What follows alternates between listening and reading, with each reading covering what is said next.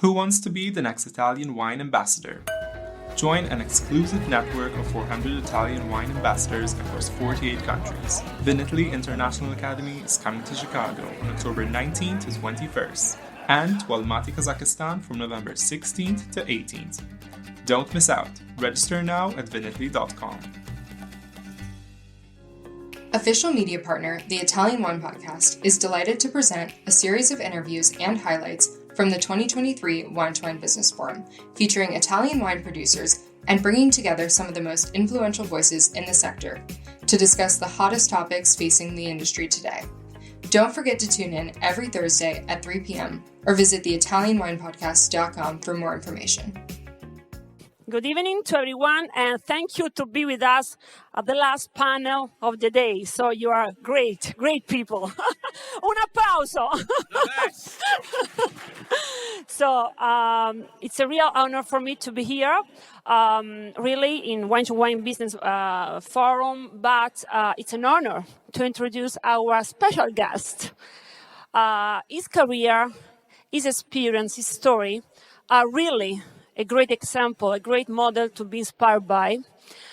To tell in 2 words, your experience is not easy. I try, but in 2 minutes, I'm going to leave you the scene. Just 2 words. Consultant, winemaker, author of as many as 25 books on wine, is it right? Something more. Co-owner of Le Grand Noir, co-creator of Greener Planet, associate editor of Meningers, Wine Business International, and a lot of new projects. What can I say in life, Robert? There are 2 kinds of people. People who are just spectators of their life, and people who are the main protagonists of their life. Your experience, I should say, it's really, really an example, a model for a lot of people, not only for young people, but even for people who are involved in wine industry for a long time, like me, like, a lot of people in front of us. So thank you so much for your example, concrete, coherent example. And it's my pleasure to introduce Robert Joseph. Thank you very much. Thank you, and thank you all for coming, because you are the hardcore, and I love you being the hardcore here. So I don't know, are we in this presentation mode? Are we working yet? Yes, we are. So I don't know what I ever did to Stevie, but Stevie loves to give me this last slot and loves to give me a really easy topic, like how to make more money from your wine. Nothing complicated about that. Anyway, I'm going to try in 42 minutes and 39 seconds. So what I want you all to do now, and by the way, you're all going to need to get a notepad, piece of paper, do it in your phone or whatever. I want you all to imagine that you're not in the wine industry. That may be difficult for some people, but just try, please. Now, I would like everybody now quite quickly to write down the name of one branded product that you buy and pay a premium for. You pay more for it than you need to. So I'm going to show you some suggestions here. So anybody who would shop from Bottega Veneta, or obviously the owner of Signor Vino, or an Alfa Romeo or a BMW, don't watch me, write down something yourselves. I'm just giving you some thoughts here. Nurofen is ibuprofen. Any supermarket will sell you the same product under their own label. Berocca is a multivitamin pill. Any pharmacy will sell you something that does the same job, but you will pay a premium for those. You can buy more expensive coffee than Lavazza Ili, but they are more expensive than the supermarket own label, which might be similar or as good. Anybody know what that is? Yeah, it's the iPhone. You know it's the iPhone because the number of lenses. Mont Blanc, Burberry, had to be patriotic to my country. Clarins, Hermes, Rimowa, very expensive suitcases. Everybody written down something? Now, the thing that you chose, did you choose it because it had a 100-point score? Did you choose it because any critic anywhere, did you do a lot of due diligence online saying, is this better than that? Or did you choose it because at some point in your life you had decided or somebody had persuaded you that it was better than the other things for you? Not saying it was better, not saying that Stella McCartney is a better designer, but you might say Stella McCartney suits me better, or not me necessarily, but somebody might say Armani suits me, and somebody else might say Versace suits them. But we have all made our own choices. By the way, quick question. Stella McCartney, well, we kind of know her father and stuff, but any of these other brands, do you all know the stories? If I go back here, do we know the story behind Illy, behind Lavazza, behind BMW, behind Burberry? When I ask people, not usually. So that's quite interesting because we've all been told over and over again that it's all about stories. And I have a bit of a question there about whether we really know the stories about the products that we buy. And we're all thinking that, oh, if we just have a story about our wine, everything's going to work. So I was at a conference literally 4 days ago in Portugal, in Coimbra, and Bruce Dickinson of Iron Maiden, the heavy metal band that I don't listen to very often, but 20 million albums, and he gave a terrific keynote presentation, and I've stolen a little bit of it here. You don't want customers. Is that a bit strange? You know, we're selling stuff. Why would we not want customers? What is a customer? So, this is a customer. These are customers. They are wandering around a store and they will leave that store without buying anything. They wander down the streets every day looking at, oh, I'll look at this. That's quite nice. Maybe I'll buy that tomorrow. Or maybe I'll buy it online next week or whatever. Those are customers. What you want is fans. Dickinson gets a lot of fans. But what he says is that fans, the difference between a fan and a customer is a fan is somebody who actually wants to buy your product, whatever happens. So these are people queuing up for something. This is in India, people queuing up to buy the iPhone. They don't even know if the new iPhone is better than the old iPhone. It probably is. Is it worth the money? I don't know. I just need the new iPhone. And when I think about fans, I think about music, obviously it's being prompted by Bruce Dickinson. Some of you may be old enough to know Van Morrison or Bob Dylan. They're both interesting because anybody who has been to a few concerts has almost certainly had a bad experience. Van Morrison, who's one of the great songwriters of the 20th century and early 21st century, is one of the most unpleasant human beings on God's earth. And when he's in a bad mood, which is usually the case, he is not much fun. And the story, and I can't swear this is true, but the story is that when he's booked to do a 90-minute gig, if he's halfway through a song, at 90 minutes, he'll just walk off halfway through. I may be exaggerating, but that's the story. He is the living opposite of Bruce Springsteen. Bruce Springsteen just sings and sings, there's no breaks, he goes through, he just gives and gives and gives. They both have millions of fans. The difference, though, is that if you go to a Springsteen concert, you know you're going to get a great experience. If you go to a Stones concert, you know you're going to get a great experience. Beyonce, the same. With Van Morrison, you don't. Bob Dylan is famous for trying out new stuff. And if you go on the wrong night and the new stuff doesn't work, you may not have a good time. But you're a Bob Dylan fan or a Van Morrison fan, or in my case, the fan of a not very good English football team, which I will go along and watch lose. And I'll still go and watch them lose next week because I'm a fan. So what is the difference between a fan and a customer? A fan in the Napa Valley joins a waiting list to buy the wine. They don't know how good the wine is. The wine hasn't had its 100 points yet or whatever. They just want the Harlan Estate or Screaming Eagle or whatever it is. And there's a whole thing here telling us how to join the right kind of list. You can have a founders list or a mailing list and whatever, and what is going to get me the greatest chance of getting hold of that wine. That, to me, is fandom. It is the opposite of waiting, thinking, oh, hey, that's got 95 points or 100 points, or it's attractively priced or whatever. These people are not looking at it rationally. It's a desire, and it's the same desire we see in fashion. How often does anybody say, oh, what a beautiful pair of Louboutin shoes, you know, they're great value. When did anybody buy shoes because they were great value? You buy shoes because you love the shoes. So, let's bring back to wine. What stops a wine from being like these other products? Now, I may shock you with some of the things I'm going to say. Your DOC, your DOCG.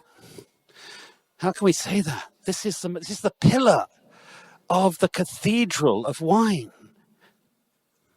So, Aldi, Barolo, €12.99. It's not great. It's got 3.1 on Vivino, but it'll be okay. It'll drink okay. I don't have the price on the Lidl Brunello. I have to say that Lidl are out of Brunello at the moment. But, you know, keep watching. They'll have some. Depends on the size of the harvest. Now, what does that mean? What it means is that I'm going to go to the bulk wine fair in 3 days' time in Amsterdam. And I'm going to wander around, and there is going to be a whole raft of wine for 30, 40, 50 cents a litre. This year a bit less because we've had a short harvest, but, you know, whatever the year. This year there will be New Zealand bulk wine, because New Zealand made more wine. Last year there wasn't any New Zealand bulk wine. But there's also Chablis. There's also Chianti. Maybe some Barolo. So the prices at the bulk wine fair go from 30 cents to $5 a litre. What it means, though, is that each of those wines is a baseline for that appellation or DOC. So that if I am in Rioja, let's move out of Italy for a second, somebody is selling Rioja at that price. And there is Bordeaux Rouge at those sort of prices. And what does that mean? It means that we have uprooted 10,000 hectares of Bordeaux, and we are going to uproot 10,000 hectares of Rioja. And we are almost certainly going to be uprooting vineyards in Italy and other vineyards in Europe. Because the problem with the appellation system, the DOC system, is it commoditizes wine. It means that the Swedish monopoly, or Tesco in the UK, or Costco in the US, says, we want to buy cheap Pinot Grigio.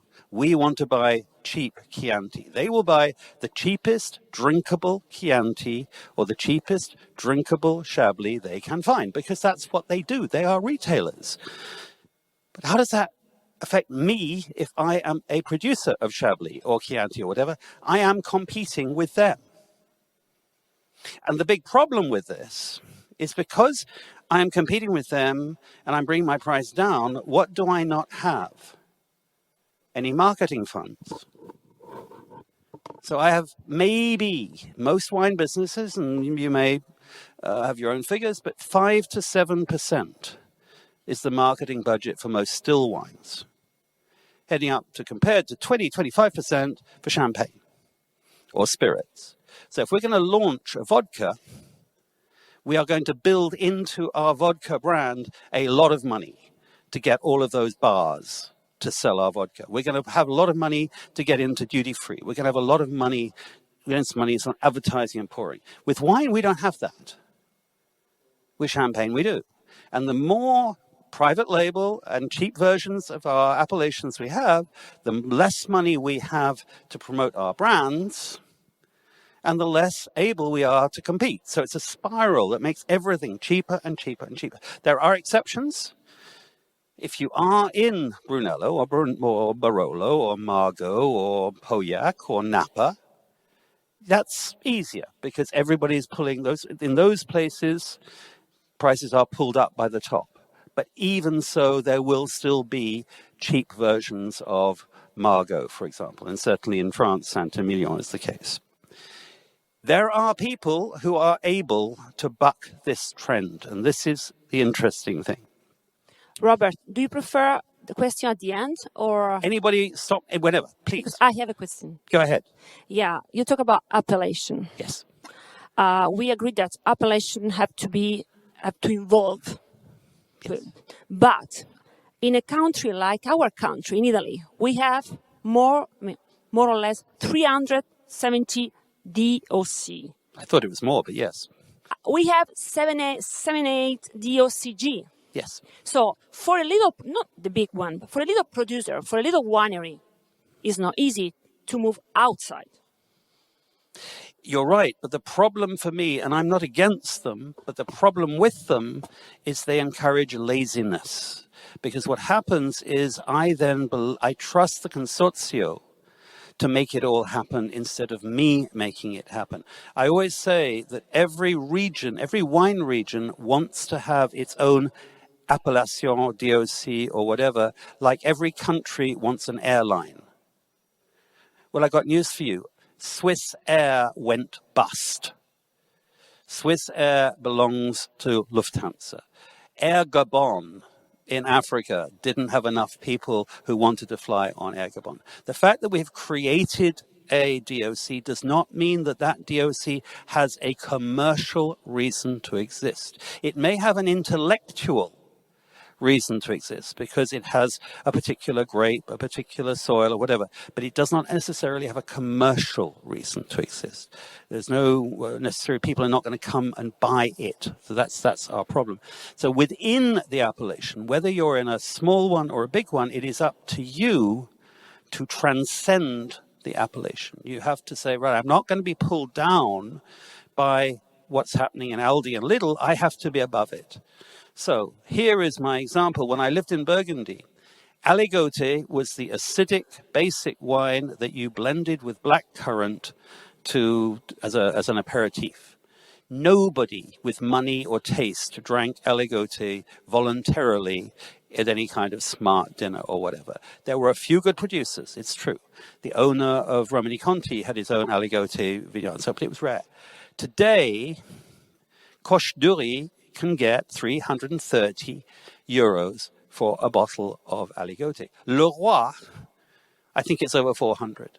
So it is possible within a category or an appellation to transcend it, but it isn't easy. And the best example in Italy, of course, if we look in history, was Gaia in Barbaresco. Before Barbaresco became a more expensive appellation, thanks in part to Gaia. In the US, we don't have the same model of appellations as we do here. They have appellations. Napa is definitely an appellation, but it's not quite the same here because we don't have the restrictions on grape varieties and yields and so on. But these stories, I think, are quite interesting because Dow Vineyards in Paso Robles, how familiar is everybody in this room with Paso Robles as a US appellation? Few hands, but most people know Napa, most people know Sonoma. The expensive vineyards are in Napa and Sonoma. They're not in Paso Robles. But this producer, these two brothers in Lebanese guys, have managed to create a brand that transcended their region sufficiently for a Australian-based multinational global conglomerate to, I think stupidly, but it doesn't matter, pay $900 million to buy the brand, possibly even $1 billion, because they had created enough of an image for their brand in a secondary, if you like, appellation within the US, within California. And even more to the case, The Prisoner, which is basically had no home. This is a brand created by a guy called Dave Finney. Basically, he was blending different grapes, including what we would call second-class grapes, from all over the place. And these were California blends. And he gets, here we got $50 or 50 euros for one. The prices go up to about 100. And Constellation paid $280 $85 million for his brand with no winery, with no vineyards. Why and how did he manage that? Because he had this extraordinary label from a Goya print, which is, why would you have a label of a man in handcuffs on a bottle of wine, for goodness sake? But he did, called it The Prisoner. The blend was attractive. He did get some good scores, got into restaurants. It took off, and it had a huge margin. That was very appealing for Constellation because they could ramp up production with that margin and make a lot of money on it. So it is possible to make a lot of money out of wine if you start thinking outside of the traditional box. The second problem we've got, paradoxically, when it comes to raising our price, is our existing price. So I love this. If you haven't seen the comedy clip on YouTube, Second Cheapest Wine, it's worth watching, but I just stole this picture from it. But the big question is, how do any of us choose the price for our wine? So the first answer is cost plus. It costs me €1 or €2, and I charge €2 times XXX, and that means I'm selling it for €4 or €5 or whatever the price is. This is the most stupid way to price wine. Why is it stupid? Well, the first thing is you don't know how much wine you're going to make. So the year that you have half a harvest because of frost or hail or anything else, you're not going to have very much money. So that's the first problem. The second problem is that you are comparing your cost to your neighbors or anybody else. And we'll come on to this. It may cost you more or less than your neighbor because you may have just planted your vineyard, or you may have just invested in new equipment or a winery. But that cost plus is going to either be less or more than your neighbors. So it's not necessarily realistic. Does Hermes, does Louis Vuitton charge a cost plus model when they're selling their handbags, or indeed Krug? But the second thing is we charge what our neighbors charge. The going rate for Chianti or Chablis or whatever is between X and Y. So all of my neighbors are charging €5 ex cellars, or between 4 and 6 or whatever. So maybe I charge 6, or maybe I charge 7 because I'm really ambitious. But my neighbors maybe are charging less because of the reasons I've already told you. Maybe they haven't invested in anything for a long time. Maybe they inherited their vineyards. Maybe they have slave labor. It doesn't matter, but they are charging a low price. So I'm competing with them. It doesn't work. And then we say we charge what our customers are prepared to pay. This is the most intelligent answer. Except that, who are our customers? And why are they prepared to pay the price that they're prepared to pay? Are they actually fixing that price on what our neighbors are charging? So if our customer is the Swedish monopoly, what they are prepared to pay is the lowest price on the tender for a drinkable wine. So actually, the question is, when it comes to what your customers are prepared to pay, which customers are you selling to? Maybe if your customers are only prepared to pay a low price, you have the wrong customers. Now, maybe there aren't any other customers. That's another issue. But maybe there are other customers you could be selling to. Maybe not in the same volumes, but maybe selling less wine for a higher price might be more profitable. Bearing in mind, as I said, that if anybody is not paying a high price, they're not placing a high value on your product. The other thing is, if I'm only charging, so in my case, I have a wine in the US for $12 that retails for $12. We sell 3.8 million bottles around the world. And as I said, in the US, it's $12. $12 is too cheap in the US. You really, as you heard from Danny Rager yesterday, you want to be $15 and up. How do you get from 12 to 13 to 14 to 15 when everybody knows you're a $12 product? It is not easy. You can go down in price. It's very hard to go up in price with any normal product. So, as I said, what you may have to do is to create a new cuvee, brand, or label. So what I'm hoping is that the reserve wine we've introduced, which will come in at $18, we can build sales of that and maybe not rely on our $12 wine as much. And maybe eventually we could scale down our $12 and sell more of the reserve. Number 3, and this is uncomfortable for many of us. We all have distributors. Now, they may be distributors when you're in the US, the 3-tier system. You may have one per state. You may have a national distributor. In your own country, your distributors could be your own salespeople. They could be the restaurants, the retailers you sell to. Are they the right people? Are they the right people, or are they, if they're not the wrong people, which my pictures are suggesting maybe, if they're the right people, are they seeing your product in the right way? So let's go back to my $12 wine. If the sales team from my US importer knows that my wine is a $12 wine, are they going to be very good at selling it or my other wine for $18?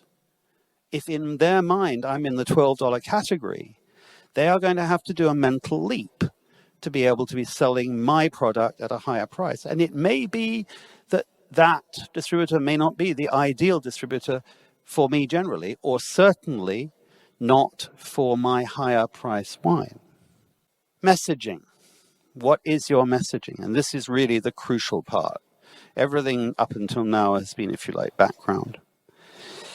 So what do most of us have when it comes to messaging for telling people about our wine business?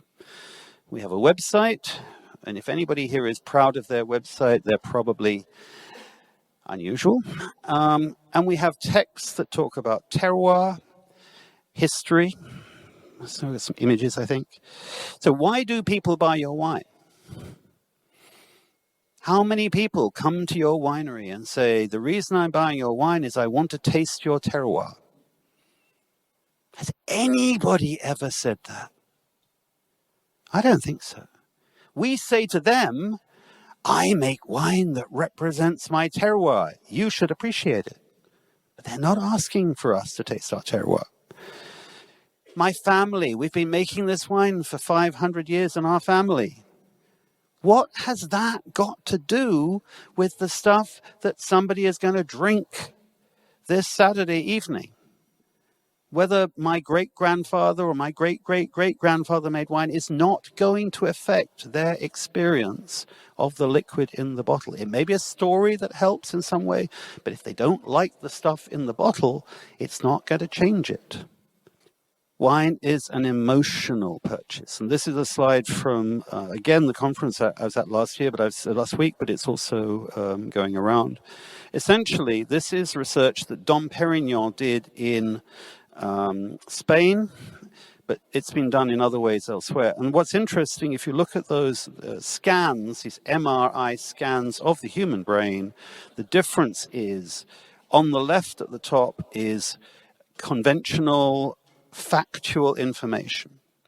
This is my wine. We have chalky soil, limestone, whatever. We have Cabernet Sauvignon vines or Sangiovese, and we have this clone, and we use eggs, and we use wild yeast or whatever. The one with all the yellow lights and more red is where there is some emotion conveyed by the person telling the story. And this, in this case, was a sommelier.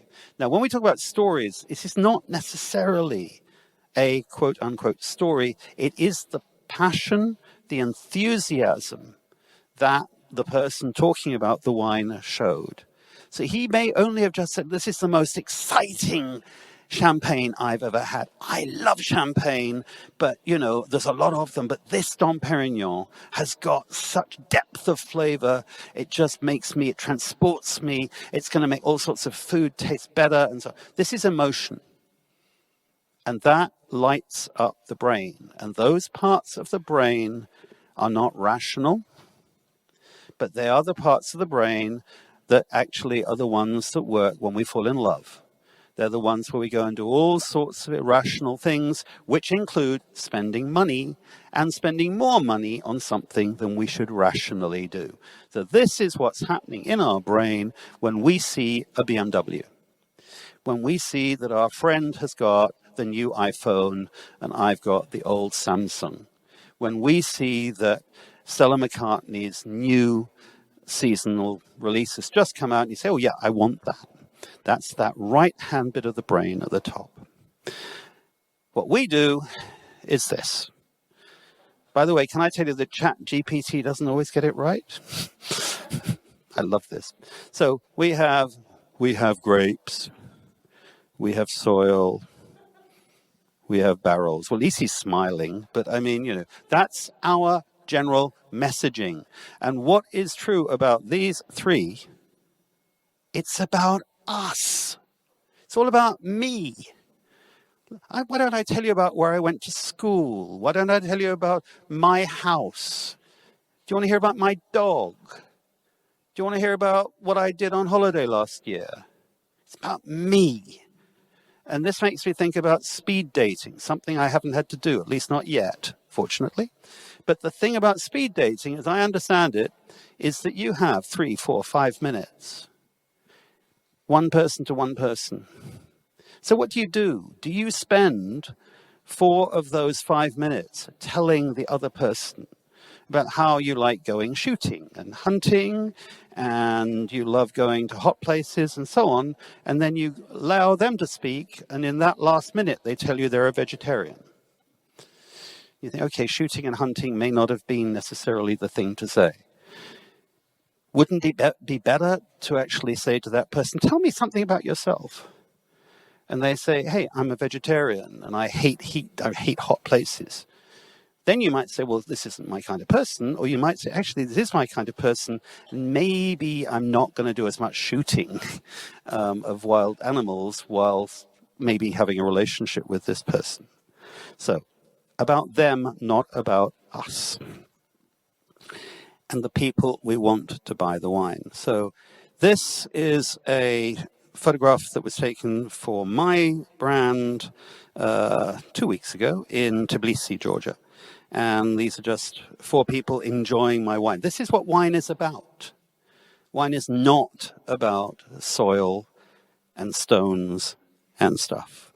What we need to do is to trigger the appropriate emotions. The emotions that are going to actually make people feel good about our stuff. So you've had Dan, I think, doing a lot of this stuff. He's talked a lot about this, I think, and I can only repeat some of the things. I didn't hear his presentation, but I know the sort of things he's been talking about, because Dan Petrowski has made this work. And one of the things I loved, and I decided not to steal for this presentation, is his website homepage. Because this is a man who is making wine in Napa Valley, California. And what is the main picture on his website? It's a picture of beautiful houses in Italy, in the Mediterranean. Because what does he want you to do? He wants you, as somebody buying his wine, to imagine yourself in that place in Italy where you are currently not, because you're in Denver or you're in Detroit. So this is my French wine, Le Grand Noir, unconventional French brand. As I said, $12, 65 countries. This is in Poland. So our logo has a black sheep on it, and our Polish importer actually does all sorts of things with the sheep, puts a beret on it, uses lots of cartoons and so on. We sponsor the Ghent wine festival, music festival, jazz festival, and because I discovered ChatGPT, we do images like this because we don't take the brand too seriously.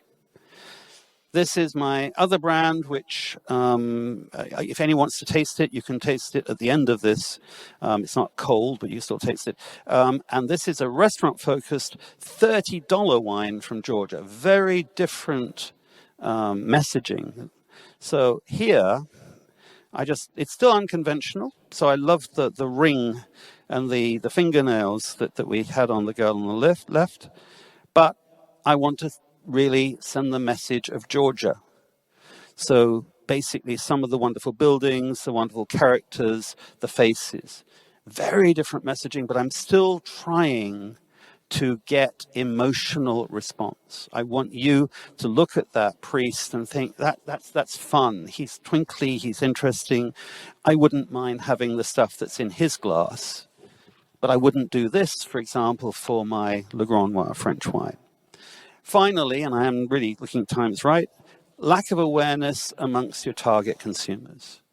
And again, you've been hearing about this in the last day or two, but I have a horrible feeling that the wine industry is going to discover SEO about a week after it's been buried. Because SEO is increasingly irrelevant. SEO is basically keywords, key search terms. What AI is about is content. Why Dan has got a brilliant model is because he's got huge amounts of content that the AI can feed on. When Treasury Wine Estates actually created its own AI website and so on, and a brand, they were able to do that because there is so much material already online. If you haven't actually fed all that material into the internet, it will not work. You will not get the AI response. In conclusion, stop selling wine to customers. Start selling an emotional product that happens to be made of grapes and happens to come in a bottle with a cork or a screw cap, but it's beyond wine. And don't sell it to consumers or customers, sell it to fans. This, ladies and gentlemen, is one of my favorite products in the world. It's not my favorite product to drink. I usually call it Campari for children.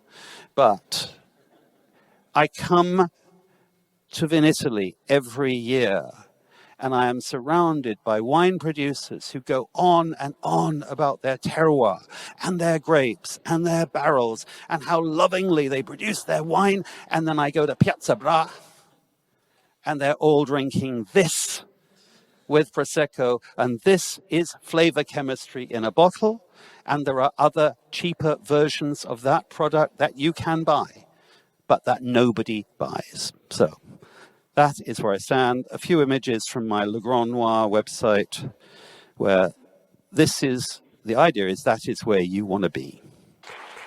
Thank you very much.